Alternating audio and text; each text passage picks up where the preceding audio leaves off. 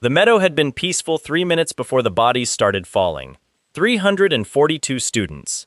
That was the count when emergency responders finished walking the field in the dark, and it was a number so enormous that by the time it was written into the incident report, it had stopped feeling like people. They had been first years at one of the country's most selective superpower universities, kids who had cleared an entrance exam that filtered 60,000 applicants down to 300, who had arrived on campus in late August with new equipment bags and the particular energy of people who have recently earned something difficult. They had camped in the research zone under a clean autumn sky. They had eaten dinner around small fires and argued about nothing worth remembering. Then something old and deliberate came through the tree line, and the night fractured all at once, and most of them never had a chance to understand what was happening. One student did not fall. He was 17 years old, registered in the university system as an E-rank weak electricity user, and he stood at the center of the ruined camp with a military spear in both hands and blood drying on the sleeve of his jacket. 20 meters away, a man was only beginning to understand what he had walked into. The man's name was Dong Xiao. 2 months earlier, he had been the most approachable person in Shu Jing Ming's dormitory block. He had always been the first to suggest group dinners, always the one who remembered which professors had office hours on which days. We need to go back 6 months. To a mid-tier high school in a district where the exterior walls still showed patching from the last beast incursion. To the week before the provincial martial arts entrance exam, when an E-rank teenager was being told, without cruelty but without hesitation either, not to bother. His homeroom teacher said it without raising his voice. Old Shen had watched students come through for 30 years and had developed the kind of precision that comes from watching a very large number of things fail. He told Shu Jing Ming that the Superpower University entrance exam was a competitive combat assessment designed for A-rank and S-rank students who had been training their abilities since early adolescence. Shu Jing Ming's registered grade was E-rank, classified as weak electricity. There were legitimate roles for weak electricity ability users in certain civilian-adjacent careers. The entrance exam was not among those roles. His teacher was not unkind about it. He stated his position, paused to see if there were questions, and moved on. Shu Jing Ming thanked him and left. He walked home without taking the short route. This was a habit he had kept for years, a way to finish his thinking before he arrived somewhere. His parents had been killed 3 years earlier in a beast incursion that had leveled 2 city blocks before the response units reached the district. He lived now with his aunt Shu Qingyun and his cousin Tang Qi in a house above his aunt's noodle shop. His aunt had taken him in without discussion and without making it something he needed to feel grateful about, and had reorganized her finances and her schedule around him quietly and completely. He had done his own arithmetic on what that cost her and had never brought it up. Tang Qi was at the kitchen table when he arrived, a textbook open in front of her. She was 2 years older, perceptive, with the particular patience of someone who forms conclusions slowly because they intend to hold them a long time. She looked up at his face and asked one thing. She asked if he was still planning to take the exam. He said yes. She turned a page. His aunt appeared from the back room, dried her hands on her apron, and set a plate of food in front of him. She did not ask about the teacher. She asked if he wanted more rice. He said he was fine. She held his gaze for a moment longer than the question required. Then she nodded and went back to her work, and Shu Jing Ming ate his dinner in the quiet house above the closed shop and said nothing else that evening. Blue Star had been running on a strict hierarchy for 15 years. The invasion came without warning, fractures opening simultaneously in the sky above every major landmass, and through them a category of creature that no existing science had a framework to understand: beasts. They ranged from nuisances to continent-scale threats, ranked by lethality from E through SS. They destroyed infrastructure and pushed human populations out of entire regions, and governments lost significant territory before the pattern became clear. Some humans were awakening to abilities of their own. The mechanism was still argued over in research departments. The practical reality organized itself regardless.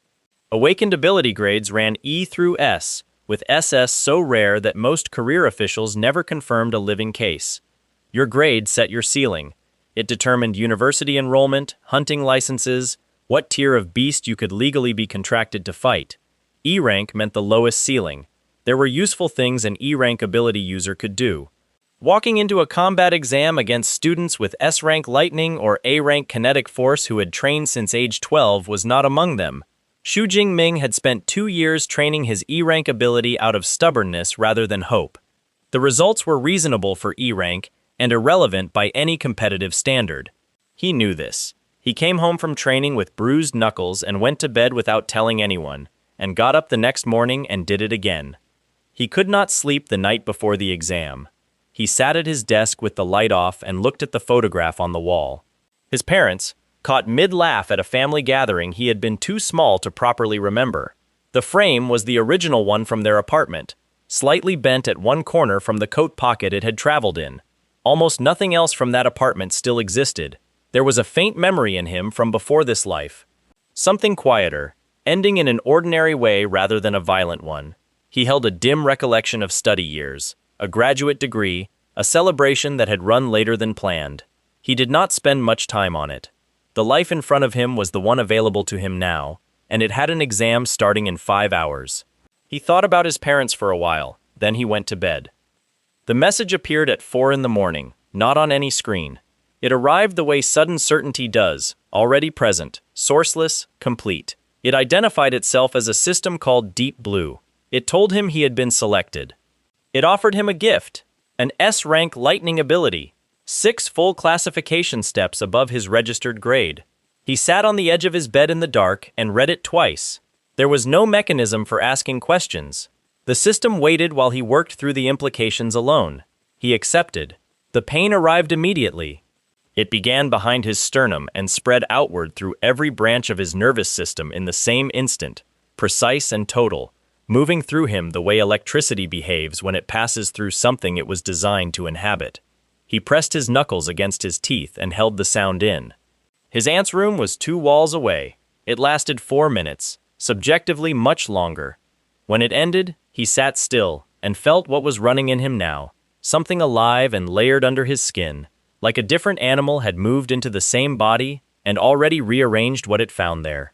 He pulled up the system display. S-rank lightning, ability points, 0. Available for purchase. Combat skill packages, cultivation techniques, breakthrough tiers, a body forging method called the indestructible thunder body. Every entry had a cost. None were affordable at 0 points. The mechanics were straightforward. Kill beasts, earn ability points. Stronger kills yielded more points. Costs scaled steeply as quality rose. He could buy instant mastery of skills that other students spent years developing. He could buy breakthrough packages that would advance his combat tier without months of cultivation between levels. He needed kills. Everything started from there. Outside, a dog was barking several blocks over, the steady, purposeless kind that marks small hours in residential districts. He lay back and looked at the ceiling. He was, as of 4 in the morning, one of the highest grade ability users in the country. He was also at 0 points and had an exam in 5 hours. He slipped out before dawn and found the edge of the forest preserve that ran along the district boundary. A low-tier beast was moving through the open ground between the trees. He put it down with a single strike and watched the point counter register. The yield was better than he had estimated. He worked through the preserve's outer edge for an hour, methodical and quiet.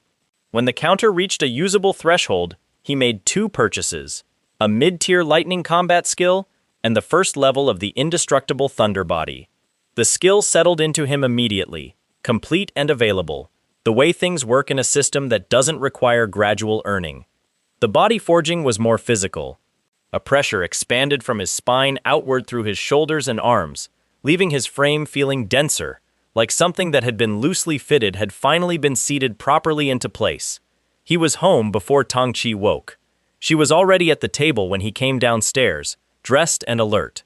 Her eyes moved to his shoes, morning damp in the way that comes from field grass rather than pavement, then to his hands, then to his face. She had the particular stillness of someone holding a question until they have enough data to decide what to do with it. He told her he had gone out early to warm up before the exam. She said his lightning smelled different. She said it the way she said things she had already turned over privately several times. He said he did not know what that meant. She watched him pour a glass of water and drink it. Then she went back to her textbook. The question stayed in the room after the conversation left it. The staging area for the provincial martial arts entrance exam was a controlled wilderness zone 2 hours from the city.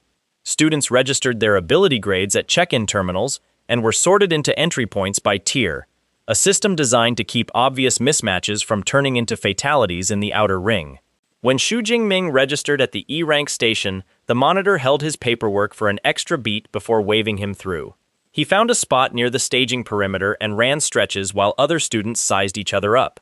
One of them was a B-rank energy control user whose provincial pre-exam ranking put him in the projected top 15. He noticed the E-rank registration tag and said what several people in the group were quietly thinking, that an E-ranker entering this exam wasted a slot that could have gone to someone with a real chance. He addressed it to the general group rather than directly to Shu Jing Ming, a specific kind of maneuver designed to be overheard without requiring a response. Shu Jing Ming finished his stretches. The exam director gave the start signal. The B-rank student moved toward the outer zone with his cluster, already calculating which sectors would yield the best return on time. He had decided, without particularly thinking about it, that the E-ranker would be extracted from the exam before reaching the secondary ring. He would check the live score feed 4 times in the next 4 hours. Each time he checked, the name at the top of the feed would be further ahead than the last time, and it would not belong to him. The outer ring cleared quickly. Shu Jing Ming moved alone. No cluster, no shared kill credit. The first pack of E-rank beasts fell before they completed their standard flanking formation. He worked along the route he had planned from the distributed terrain map, section by section, and the kills logged faster than he had projected. The secondary ring had a different smell, wet stone and disturbed earth, the habitat of second-tier beasts that were faster and more coordinated than anything in the outer sections. The standard strategy for a solo student was to treat an unplanned second-tier encounter as a risk management failure and retreat to team up. He treated each encounter as a resource. 2 more system purchases went through during the secondary ring sweep, an advanced lightning burst technique, and the second body forging level. He felt the upgrades settle into his frame in real time, heavier and more stable, the way a structure feels after the supporting beams are actually reinforced rather than just described as reinforced. He crossed into the core zone at the 40-minute mark. At the monitoring station, this triggered an automatic flag. Core zone entry before the 90-minute threshold was the statistical window where premature entries resulted in extractions. The senior monitor on duty, a man who had run exam feeds for 15 years, pulled up the flag tracker and saw the registered ability grade next to it. He opened a comm channel and put the on-site extraction team on standby. Then he watched the marker move through the core zone and did not call the extraction team. He watched it for a while. The beast population behind the marker thinned on the monitoring display in real time, the system color-coding the cleared territory in the designation reserved for clearance rates outside its normal calibration range. Every other high-scoring marker in the exam was clustered at the core zone edge. This one was moving steadily inward, towards sections of the exam ground that the record books had not been updated for in recent years because most participants could not reach them. The boss beast was the detail the monitor came back to when describing the feed to the university recruitment officer who arrived later that afternoon. A crocodilian predator, Tier 3, approximately 400 kilograms, with a hide-rated resistant to sub-4th tier energy output. The previous exam season it had inflicted a serious injury on a top A-rank candidate who had gone in without adequate preparation. The footage showed it fall in a single strike. Not a sustained exchange, not a drawn-out confrontation. One strike. The scorched pattern left in the soil spread across a radius that the analysis team later calculated required output in the 5th tier range from a standard S-rank ability user. The tracker moved on without pausing. The monitor closed the comm to the extraction team and opened a different one, calling the recruitment office directly rather than waiting for the daily report queue. Shu Qingyun had been checking the results portal on her phone every 20 minutes since noon. She was at the kitchen table at 4:17 in the afternoon when the provincial scores posted. She found his name in the ranking list. Her eyes moved to the score beside it and stopped. Provincial rank, 1st. Score, 10,417 points. The previous provincial record had stood for 9 years, set by a student who had gone on to become one of the country's leading Tier 6 hunters. He had more than doubled it. The old record was not beaten so much as left behind in a different neighborhood entirely. She sat at the table while the clock kept going, and a delivery vehicle moved past outside and turned the corner somewhere. She thought about her brother, who had laughed while photographs were being taken of him. She thought about his wife, quieter, more precise, the way Shu Jing Ming was. She thought about an apartment 2 floors above a street that did not exist anymore, and a coat pocket that had preserved one photograph while everything else was destroyed. She thought about the kid in the back bedroom who swept the training yard before she came home so she would not have to see what he had put himself through. She was already crying when she called Tang Chi. She did not fully notice when it had started. Tang Chi answered on the second ring and said she had been waiting for the call. The B-rank student who had suggested the E-ranker save everyone the trouble found out from a classmate who found out from the public provincial board, accessible to anyone with a registered exam account. He looked at the score 3 times and asked the classmate to verify the name was the same person who had been at the E-rank check-in station that morning.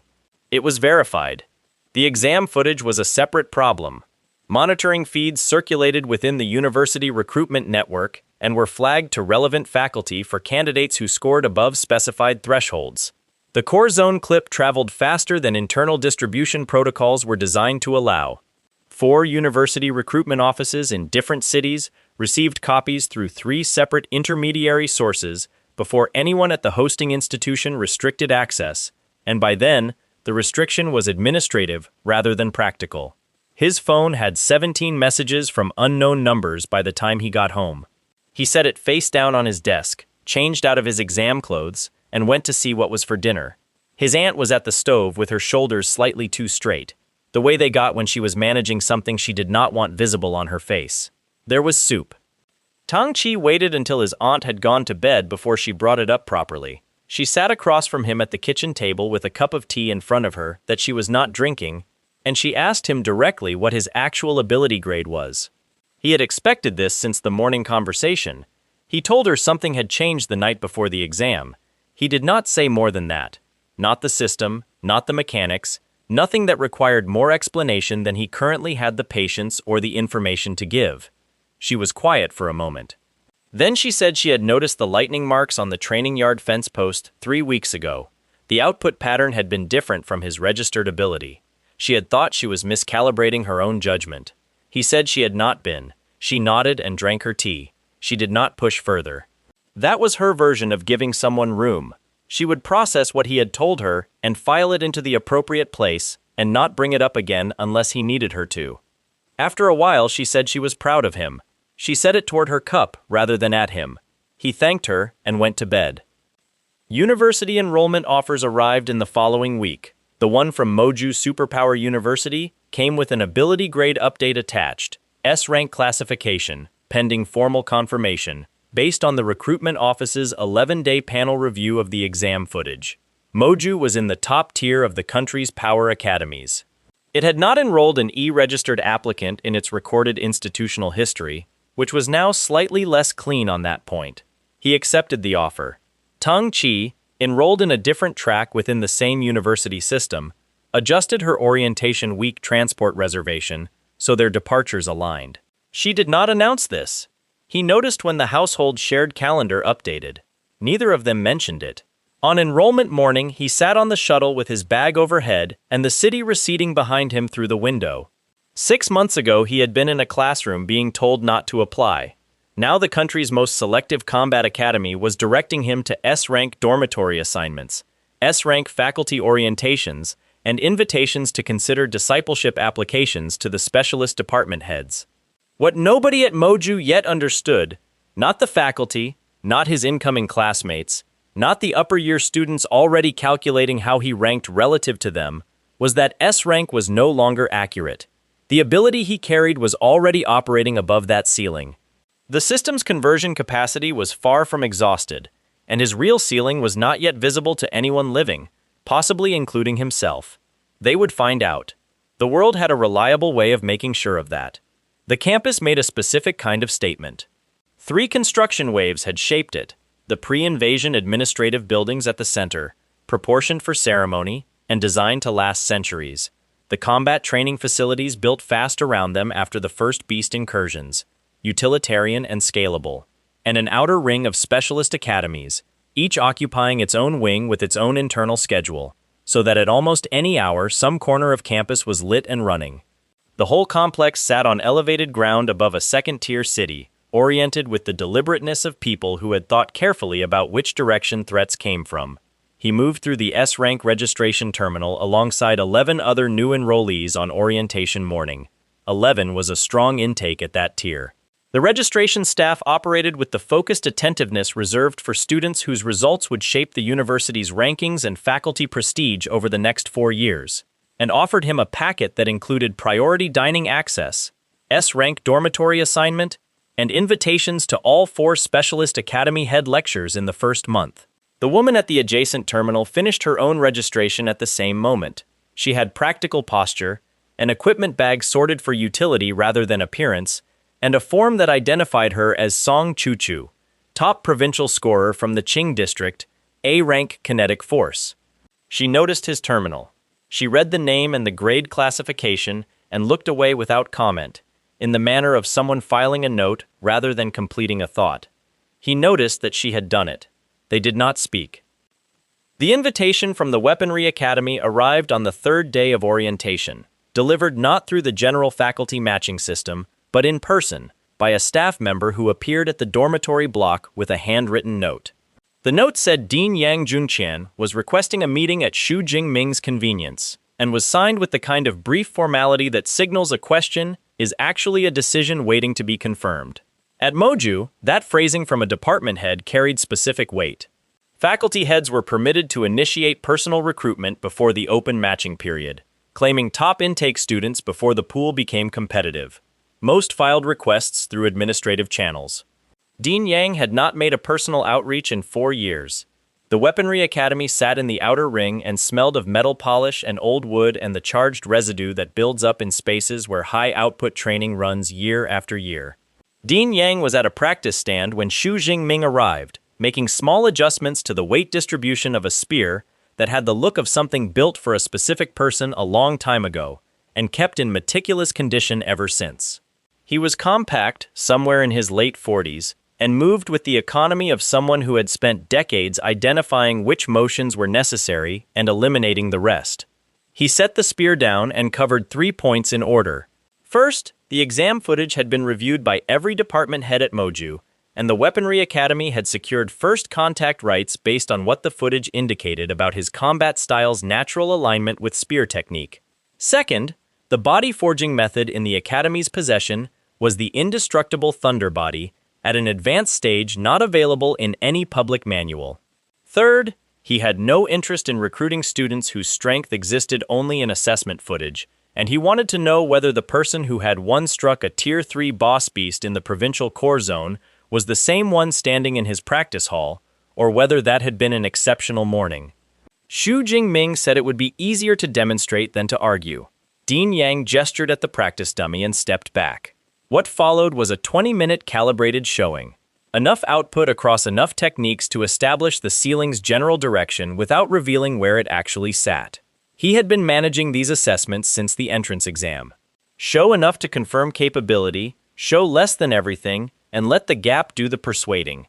Dean Yang watched without interruption, weight on his back foot, reading the strikes the way an experienced practitioner reads technique rather than power, looking for the underlying structure, not just the surface result. When it was done, the silence lasted long enough to have a specific texture. Then he offered the terms: formal weekly spear instruction from the Academy's advanced curriculum, access to the restricted manual library, priority resource credit allocation over the enrollment year, and 1 dose of SS rank beast blood extract from the Academy's reserve stock, contingent on demonstrated body forging progress at the 60-day mark. SS rank beast blood did not circulate openly. The cultivators who needed it had spent years reaching the tier where it was useful, and considerably longer acquiring it once they got there. It was the kind of resource most serious practitioners built a full year's plan around obtaining. Dean Yang was offering it to a student he had known for 20 minutes. Shu Jing Ming accepted without deliberating. Walking back to the dormitory block, he ran the calculation on what the extract would do for his physical baseline over the following month, and found no reason to revisit the decision. Lu Wentao had claimed the lower bunk during orientation, and had apparently used the intervening days to fill roughly 40% of the room's storage capacity with personal equipment. He introduced himself immediately and comprehensively. Second-year transfer from a provincial branch campus, C-rank sonic ability, genuinely not competitive on any hunting or combat metric that had not been specifically configured in his favor. He had transferred to Moju, he said, because the talent density was higher, and watching talented people operate up close was its own form of education that you could not get from textbooks. He had also already compiled a personal ranking of the incoming S-rank students based on registration data and exam footage. Shu Jing Ming, he said, was first on the list, and it was not close. Over the following weeks, Liu Wentao turned out to be the most reliable information source on campus. He knew the hot water schedule, the cafeteria window that overlooked the sparring yard, which upper-year students were worth watching, and which ones were managing reputations built on 2-year-old assessment results, and the complete interpersonal history of every significant figure in the intake cohort, going back to their regional pre-university rankings. He delivered this in a continuous stream that required very little response, generated warmth the way a fire generates heat, as a natural consequence of being on, not as something deliberately directed outward. He was the kind of person who treated everyone in a room as a friend they had not yet confirmed. By the end of the first week, Shu Jing Ming had learned more about Moju's internal social architecture from his roommate than from the entire orientation documentation combined. Dean Yang administered the SS rank Beast Blood on the second Saturday of enrollment, in the Weaponry Academy's private cultivation chamber. He gave the preparation instructions with the precision of someone who had watched the process fail before and preferred to put the relevant information on record in advance. The extract was derived from an 8th-tier beast. At that concentration, the energy it carried would be rejected violently by a body without an adequate body-forging framework already in place. The indestructible Thunder Body was the framework that made the difference between integration and a medical emergency. The process would run approximately 3 hours. The 2 days following should be cleared of any obligations requiring physical capacity. He asked if there were questions. Shu Jing Ming asked how long until the full base effect settled. Dean Yang said 1 week for significant results, 1 month for complete integration. They began. The 3 hours were the hardest thing he had endured since the system's initial transformation at 4 in the morning 6 months prior, and he had a reasonably wide set of comparisons by now.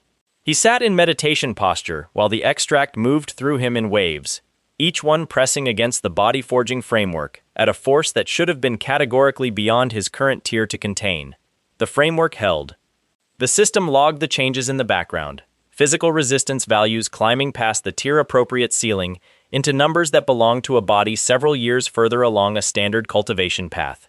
He spent the following 2 days in the dormitory. Liu Wentao brought food without being asked, appeared at the door every few hours to confirm nothing had gone catastrophically wrong, and asked no questions about what had been done or why his roommate looked like he had been in a slow collision with something large. The meals were delivered warm. This was the kind of practical kindness that doesn't announce itself because the person giving it doesn't think of it as kindness, just as what you do.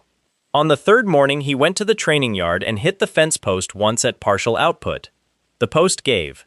His hand felt nothing. Liu Wentao was at the dormitory window. He said something loudly enough that students in the 2 adjacent rooms came to their own windows to find out what had happened. The freshman tournament was announced in the 4th week of term. 100-student battle royale on the main outdoor combat platform. Point-based elimination, the final 10 advancing to a formal single elimination bracket. The faculty framed it as a standard intake assessment. In practice, it was the fastest way to produce an accurate internal ranking before the inter-university season opened, and the credit allocations that came out of it would determine resource access for the rest of the year. Liu Wentao had a spreadsheet prepared before the announcement was officially confirmed. Song Chuchu had spent the opening month treating every available advanced session as a calibration exercise. She had arranged sparring matches against 3 upper-year students in her first 2 weeks, operating on the theory that the fastest way to identify gaps in your own ability was to have people who already knew where to look show them to you. Her combat trial scores were 2nd in the cohort. The gap between 2nd and 1st was an anomaly the scoring system flagged automatically. The 2 of them had spoken exactly twice in 4 weeks. The second time, she had watched him run a body-forging drill in the training yard and said, without introduction, that his physical resistance reading looked inconsistent with his registered ability tier. He said he was still calibrating. She looked at him the way someone looks when they know they are receiving an incomplete answer and have decided to log it rather than push it. Then she went back to her own work. The battle royale opened in noise and overlapping energy fields. 100 students at varied grades discharging simultaneously created conditions that cut visibility in the center mass to a practical minimum within the first 10 seconds. Alliance clusters formed around the strongest A-rank students. He had made no prior arrangements. Starting from the platform's eastern edge, he waited for the initial collision between the nearest clusters to develop, then moved toward the center as the first participants began eliminating each other. The center was highest density. Highest density was fastest accumulation if you could manage the environment. He could manage it. Range was the key advantage of S-rank lightning at his output level. He did not need to be adjacent to a target or visible to one. He needed to read the platform geometry and find lines through the crowd that kept him out of coordinated attention while keeping him inside discharge range of the maximum number of targets. This was a spatial problem, and spatial problems were ones he was patient with. The outer ring thinned in the first 10 minutes as clusters that had miscalculated each other's relative strength collided and collapsed. He worked the edges of those collapses, finishing fights that had already damaged one party, moving before the scene stabilized enough for anyone to track attribution. His point counter ran ahead of the board. Song Chuchu was still on the platform at the 20-minute mark.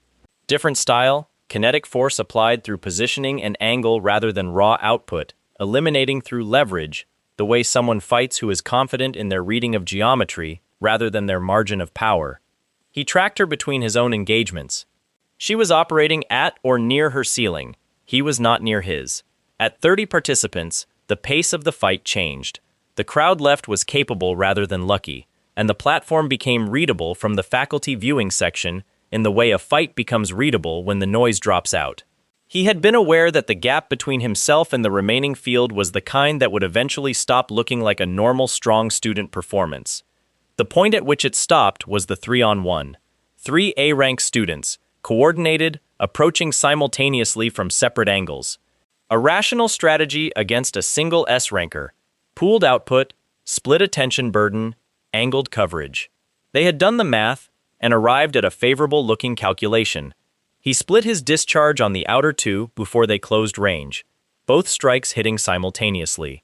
Then he turned to the third and responded with output that took the student off the platform in a single exchange and left a scorch pattern in the surface below, wide enough that the student still standing gave it a deliberate margin when they moved past it.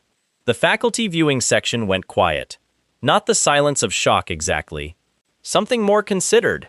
The kind that follows when people who are very good at evaluating things update an evaluation upward by more than they expected to.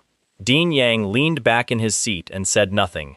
He had already run this update weeks ago, in a private cultivation chamber, over 3 hours. He watched the rest of the tournament with the calm of someone whose conclusion was already confirmed. The final 10 were posted. Shu Jing Ming's elimination count was the highest single participant total in the tournament's documented history at Moju. Song Chuchu also finished in the 10, having eliminated no one above B rank across the entire battle royale, which was a different kind of result entirely. She read the display board when it posted and found his total. She looked at it for 3 seconds. She looked across the clearing at him. She gave him one nod, the kind that means a decision has been filed rather than made, and walked away. The formal 1v1 bracket followed 2 weeks later. Single elimination, structured rounds, faculty judges, results entered into the university's public record. The bracket placed him against a student named Li Chengji in the quarterfinal round. Li Chengji was S-rank from an established family with a multi-generational Moju enrollment history. He was ranked 3rd in the intake cohort by pre-university assessment. Over the opening month, he had been vocal in the dormitory corridors about the relative merit of high exam scores from students without proper cultivation lineages. He had been careful not to say this to anyone's face directly, which was a specific kind of maneuver designed to land without creating the kind of confrontation that required a response. The quarterfinal platform was full. Single elimination fights were legible from the stands in a way the battle royale had not been. Li Chengji opened with aggression. He had S-rank force output and a trained combat system from his family's private instruction, and his prior record supported the confidence. He was genuinely strong. The issue was the distance between what he was and what was standing across from him, which he did not yet have accurate information about. Shu Jing Ming spent the opening 90 seconds absorbing hits, not defending, exactly, taking them. Every strike landed, technically. Against the body-forging baseline that the SS rank extract had built into his frame, S-rank force impacts registered the way thrown objects register against a thick wall. He stood in place and let the fight come to him, and the crowd in the stands watched a student receive a sustained assault from one of the intake's top 3 cultivators and not move his feet. Li Chengji was smart enough to know something was wrong. His response was to increase output, which is the correct instinct against most opponents, and the wrong one here. The crowd could see the recalibration happening in real time. At the 90-second mark, Shu Jing Ming began responding. He did not end it quickly. The faculty record would describe the subsequent 4 minutes as a controlled escalation, each response timed to the opponent's attacks, each one a measured increment above what had just been thrown. It was not efficient fighting. It was fighting structured as an education, with a specific lesson built into every exchange, delivered in front of everyone who had heard the dormitory corridor commentary of the past month. By the time the faculty judge called the result, Li Chengji had been taught something in sufficient detail that repeating the prior opinions would require either a short memory or genuine courage. The crowd processed it for 2 full seconds before the response began. Lu Wentao, from his section of the stands, said something audible 3 rows in either direction. Jiang Shushuan found him in the training yard 4 days after the bracket concluded. She was enrolled in Moju's research and documentation track and maintained a public streaming channel under the name Goddess Jiang that had accumulated several million followers over 2 years, primarily on the strength of her instinct for arriving at moments before they were confirmed to be worth broadcasting. She had streamed both the tournament and the formal bracket, and the 3-on-1 clip from the Battle Royale had reached a daily view count that exceeded her channel's previous single-week totals. She introduced herself with the ease of someone who has never found strangers particularly difficult, and said she wanted to do an interview segment for the channel. He said he did not like cameras. She said that was fine. She could position the framing so the equipment was the primary subject, and he was technically incidental. He said he would think about it. She said she would return tomorrow and ask again. She came back the following afternoon. He said he was still thinking.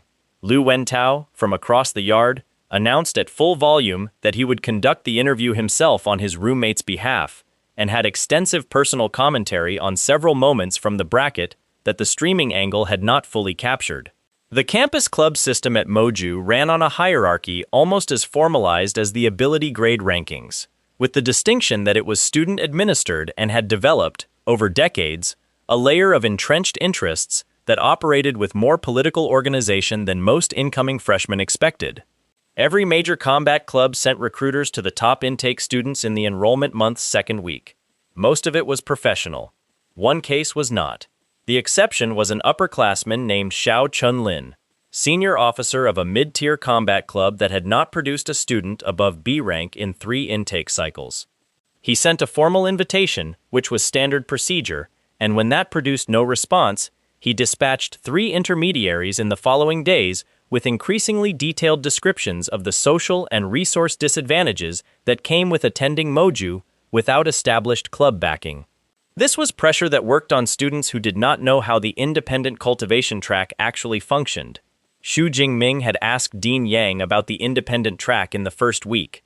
Dean Yang had given him the complete picture in one sitting. He declined all 3 intermediaries without elaboration. Xiao Chunlin's response to the third refusal was to contact a mercenary squad that ran enforcement work on the outer edge of the city's beast management zone. He gave them instructions to intercept the freshman on his upcoming solo research trip and create a situation attributable to a standard field accident. He had used this method before, with sufficient success that he had stopped thinking of it as a significant risk and had started thinking of it as a management tool. This was the worst calculation he had ever made.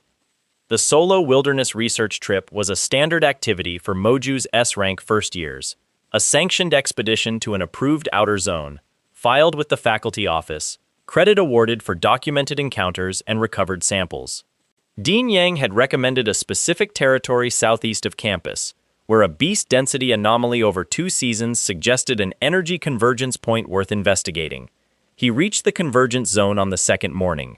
The energy there was old. Not the current grade kind his ability ran on, but something compacted and deep, the way minerals found far underground are denser than anything near the surface. He spent an hour reading the concentration patterns before the shape became clear, a pocket of ancient residue, buried beneath the zone's current beast activity. The system identified it in 2 words: God's blood. The classification came with a point yield estimate so large he checked it twice. This was the remnant of something that had died in this place long ago, something tier 8 or above, and what it had left behind was the kind of resource that defined careers when it was correctly located and processed. He began collecting samples. The mercenary squad arrived while he was working. 4 mid-tier ability users, professionals in the specific sense of being organized rather than powerful, operating from a briefing that described a solo first year on an unsupervised expedition with no faculty backup. The briefing had not contained accurate information about the student's actual ability grade, because Xiao Chunlin had not possessed accurate information about it either. The squad leader had time to register 1 corrective data point before the engagement ended. The electricity running across his target's hands at rest was not E-rank output. The encounter lasted under 90 seconds. He was careful to arrange no fatalities, partly out of proportion and partly because the paperwork would eat the rest of the afternoon. The 4 squad members left the zone on foot, heading toward the city, and did not look back. He returned to the samples. What Xiao Chunlin's contact reported back reached him 3 days later.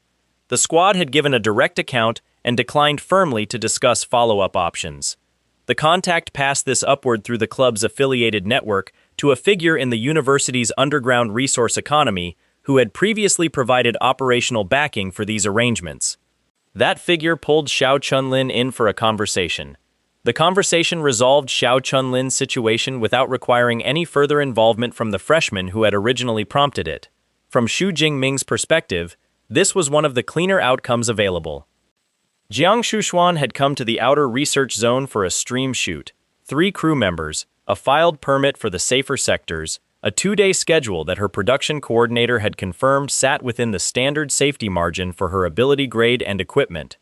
What was not in the plan was a Heaven's Mandate sect operative who had been using the region as transit cover and had tracked her crew's location through her channel's public shoot announcements.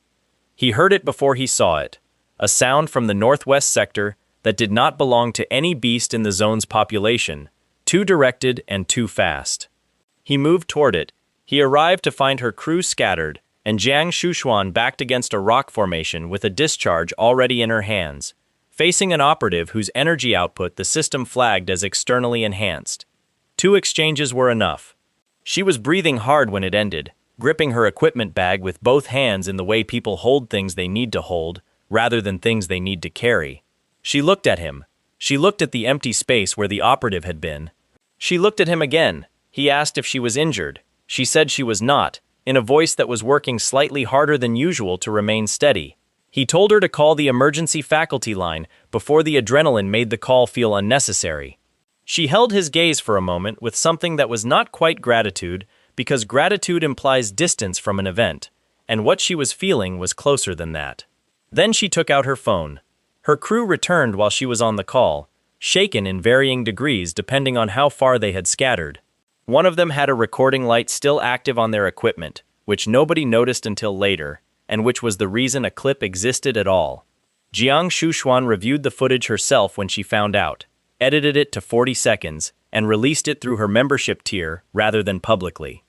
It reached more people than her previous 10 uploads combined, mostly through screenshots and secondary sharing, and this was how the broader university population first saw his ability output clearly outside a formal assessment context.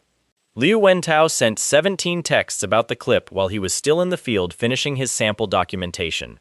He responded to none of them until he had filed the faculty credit submission for the God's Blood recovery site and was back on the transport toward campus.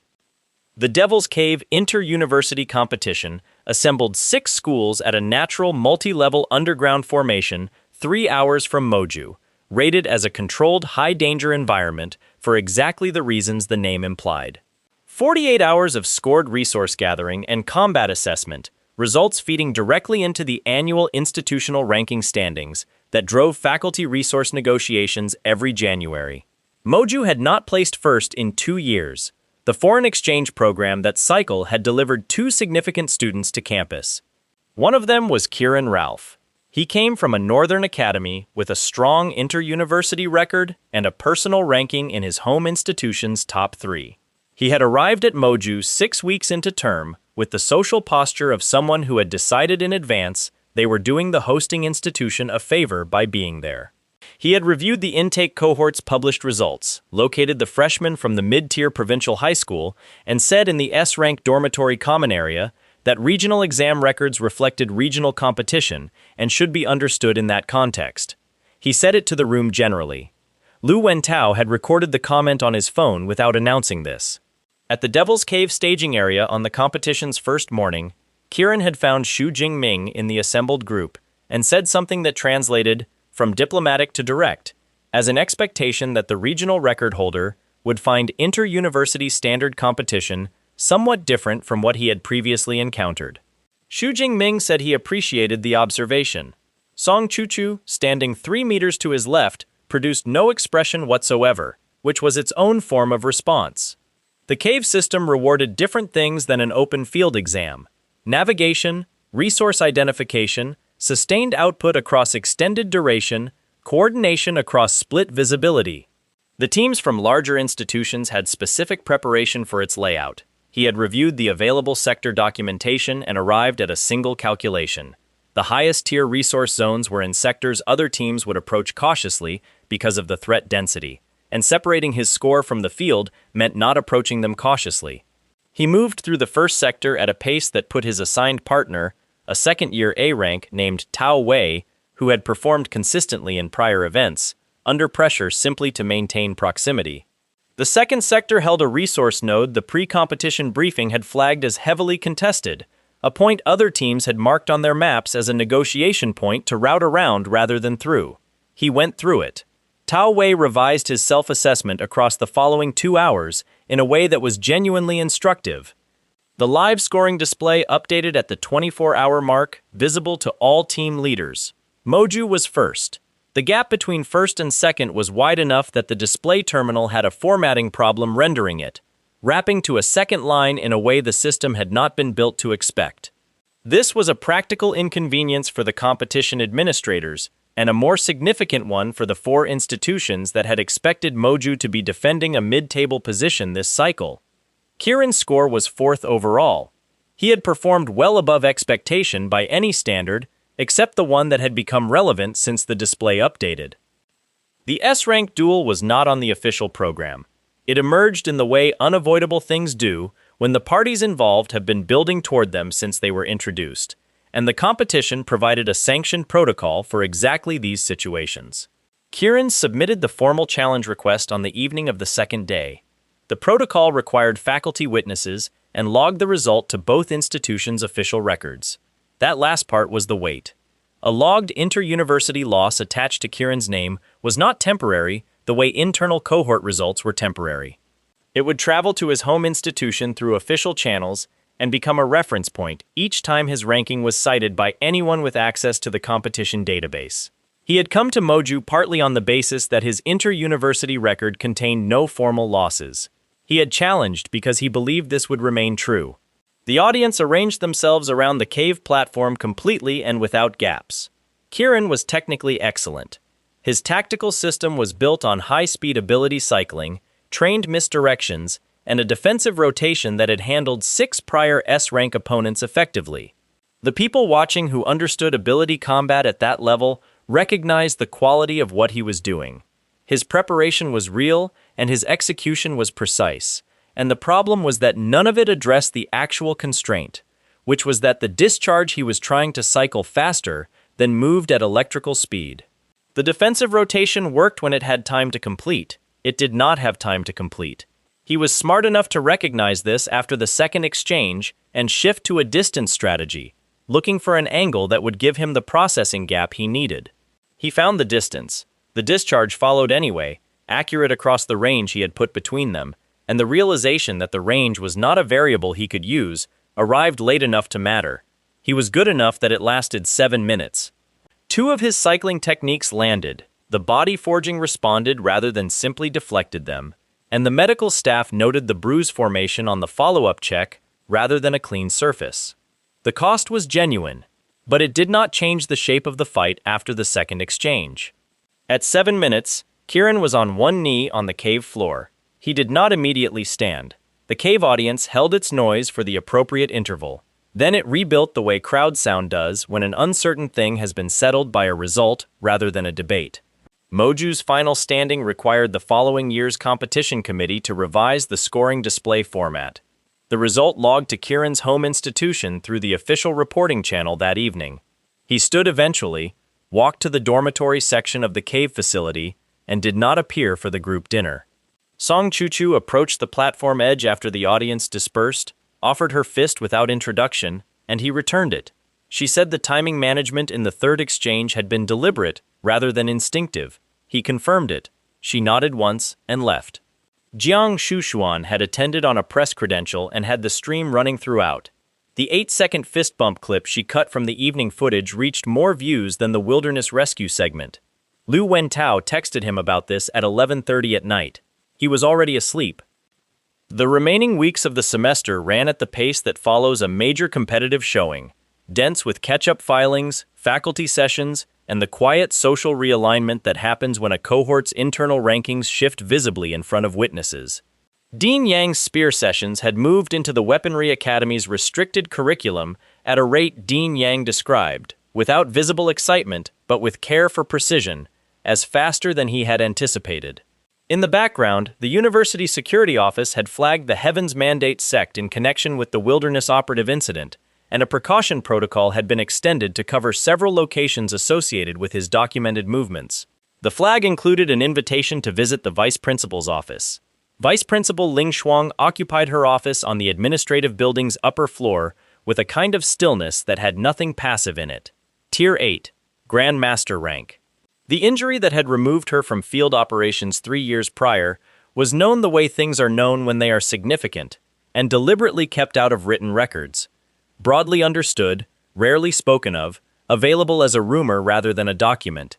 She told him, without framing it as anything other than what it was, that Heaven's Mandate had operated in various forms for 2 centuries and had been dormant for 30 years until recent intelligence suggested the organization had reconstituted.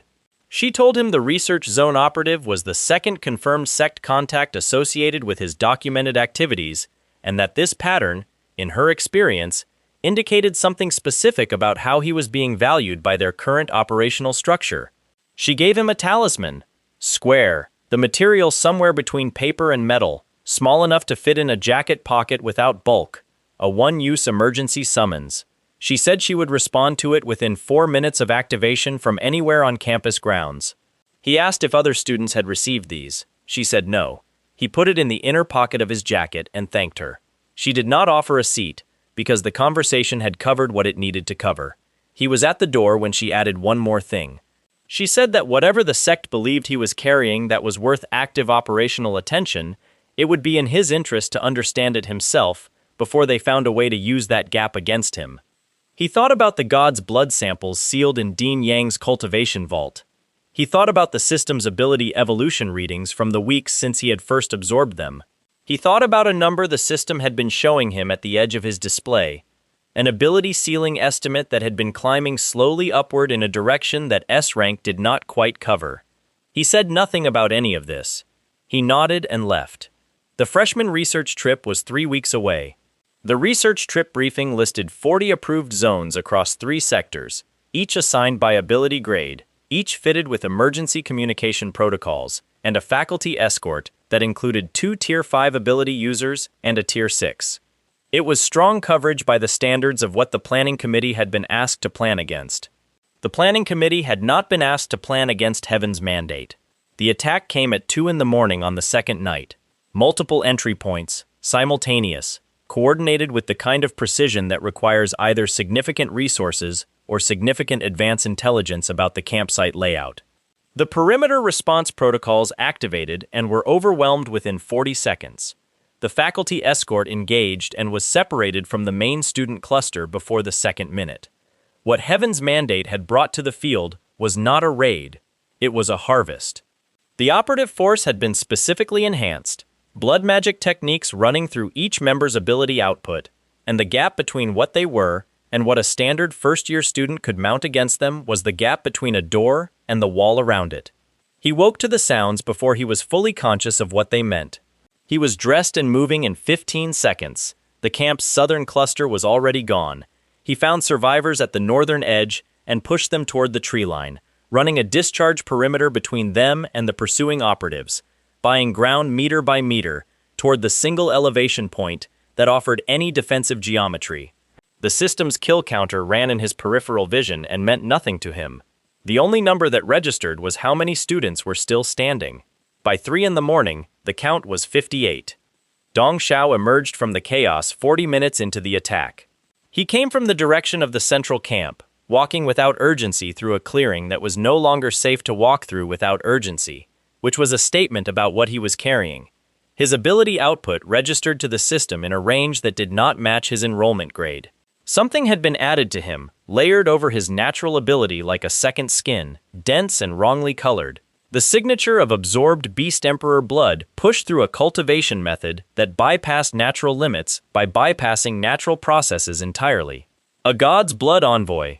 Heaven's Mandate's field rank for operatives who had been refashioned at cellular level to serve a resurrection that had not yet happened. He said several things. He said the Heaven's Mandate sect would like Shu Jing Ming to join them voluntarily, given the remarkable ability the enrollment records had quietly failed to reflect.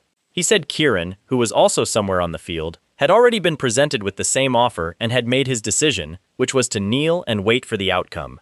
He said the 342 students who had not survived the night were not meant as a message. They were meant as a demonstration of resource management. The sect took what was useful and set aside what was not. The 58 survivors were still in the tree line behind him. Shu Jing Ming did not respond to any of it. He shifted his grip on the spear, set his feet, and assessed what he was actually facing. The fight was wrong from the first exchange. Not losing, wrong.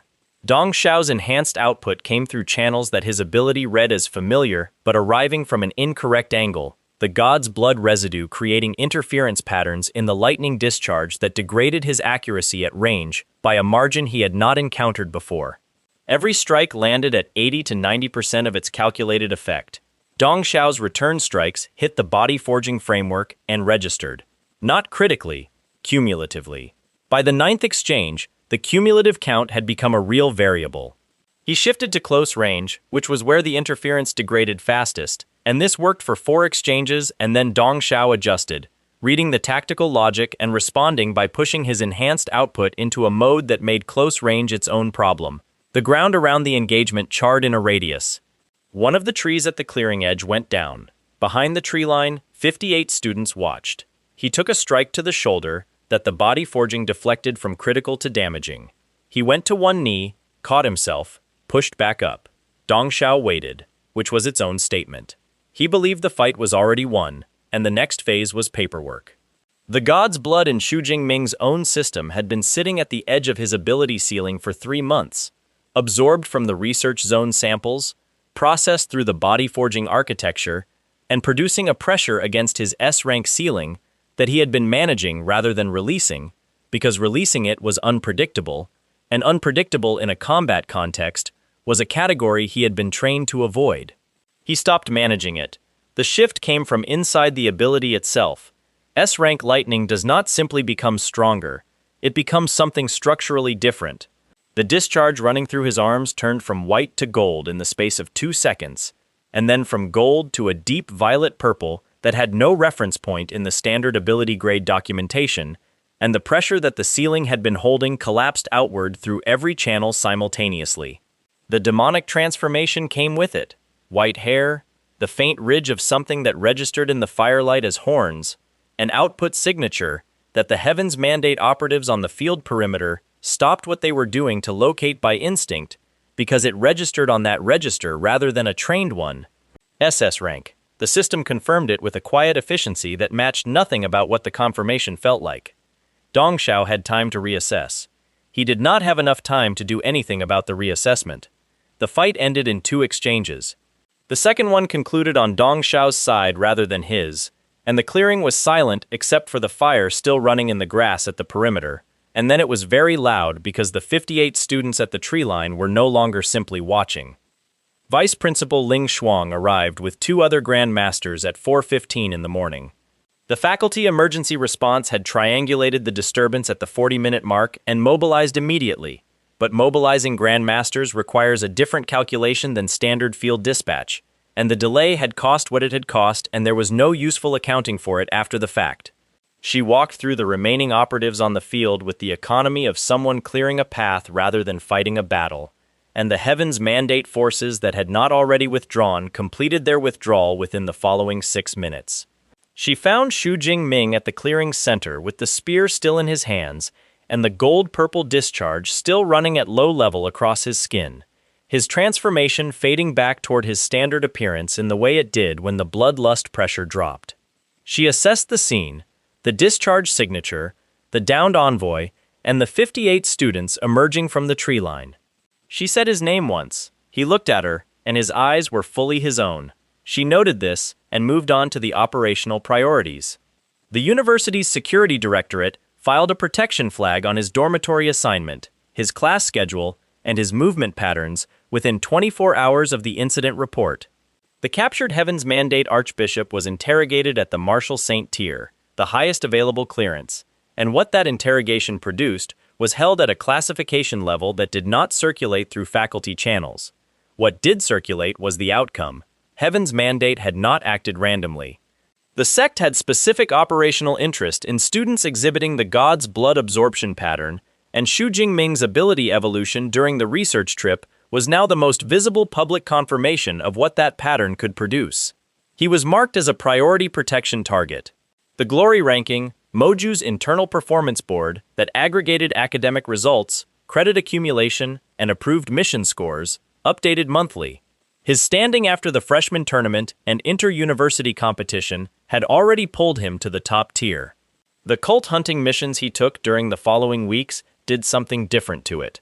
The university's sanctioned mission board listed S-rank cult investigations at a tier that most freshmen were not cleared for. He applied for clearance and received it on the basis of the research trip documentation. He took 2 branch-level Heaven's Mandate suppression missions in consecutive weeks, operating solo, and both branches ceased operations within 48 hours of his departure. The mission reports were factual and brief and were reviewed by 3 faculty members who sent their own memo to the vice principal's office rather than filing standard completion acknowledgments. The glory ranking listed him first within the freshman cohort by the 7th week of the 2nd semester. The students who had been on the research trip, who had stood in that tree line and watched a fight resolve itself in a way that redefined their frame of reference for what S-rank meant, had already arrived at a name before the ranking board confirmed anything: Thunder Emperor. It started in that cohort and moved outward through the university the way names do when enough people say them without being asked to. Lu Wentao had merchandise concepts prepared within 10 days. Winter break arrived with a specific quality of quiet after a semester that had produced very little of it. He spent the first week at his aunt's house. She asked no questions about the semester and fed him at intervals that suggested she had formed her own conclusions about whether university dining met adequate standards. Tang Chi was home for the same week and spent most of it watching him the way she watched things when she was cataloging rather than asking. On the 4th evening, the 3 of them sat in the kitchen after dinner while fireworks from the district's New Year's celebration came through the window in intermittent flashes. Song Chuchu had sent a message in the afternoon. Jiang Shushuan had sent one shortly after. Neither message was about cultivation or competition, which was a kind of statement. He replied to both, briefly, and Tang Chi pretended not to notice from across the table. His aunt cut the last of the New Year's cake into 3 pieces, without asking who wanted some. He took his piece and ate it, and thought that this was the kind of evening that accumulated into something you understood the value of only later. The Thunder Secret Realm was a seasonal training ground accessible in winter months, administered by a private cultivation institute 60 kilometers from the district. Entry required a recommendation from a faculty head and a cultivation tier assessment. Dean Yang filed the recommendation in the 2nd week of break. The realm's interior environment ran at a compressed energy density that accelerated lightning-based cultivation by a factor of roughly 3 compared to standard conditions, which meant 2 weeks in the realm translated to approximately 6 weeks of normal cultivation progress. He trained. The indestructible Thunder Body advanced to its 8th level. His combat tier progressed. The SS rank ability's new ceiling began to develop definition in the system's display, less like a wall and more like a horizon that moved as he approached it. The auction was held at the realm's administrative complex in the 3rd week of break, a standard resource exchange event for serious cultivators who had accumulated credit during the semester.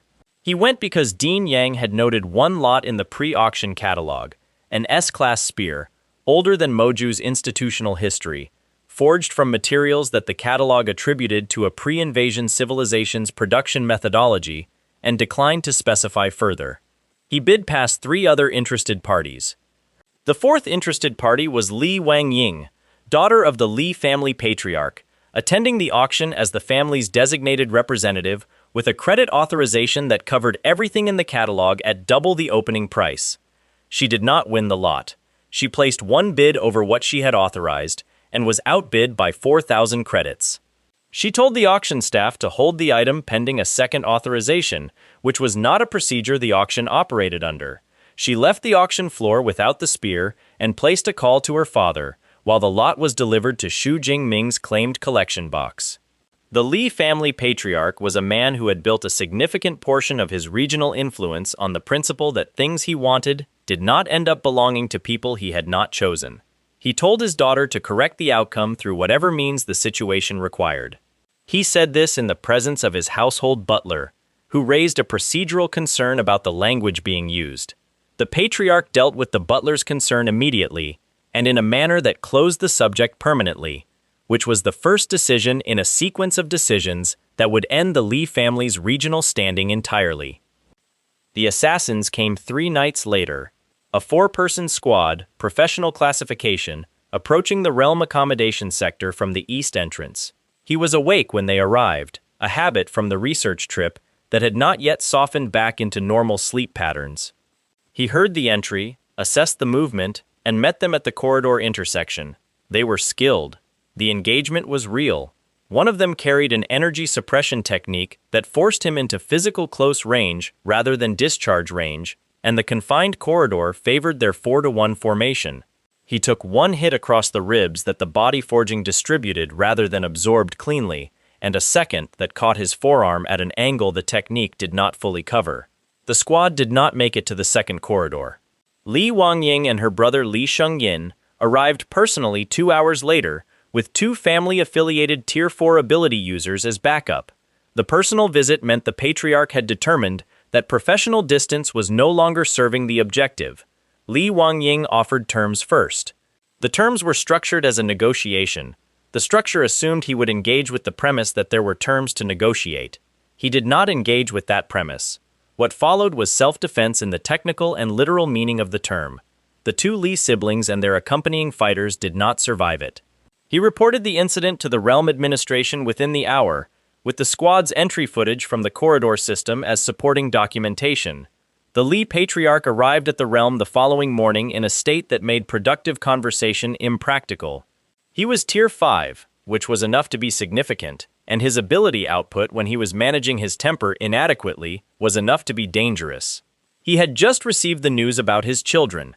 The realm's Grand Master Administrator intercepted him at the entry gate. The patriarch discovered, in the following 20 minutes, several things simultaneously. That the realm operated under a jurisdictional authority that superseded his regional standing. That the entry footage and combat logs had already been transmitted to the relevant government oversight office. And that the Grand Master he was attempting to conduct a grievance with had a tier rating 4 levels above his own and had been patient with him for longer than the situation strictly required.